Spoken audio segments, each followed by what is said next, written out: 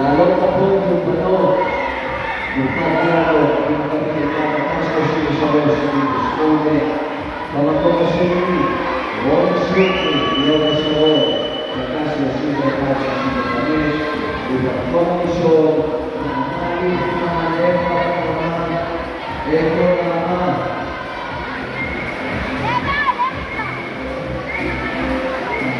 נעמה, במקום הראשון, לפני הרצליה, דקה 27-00,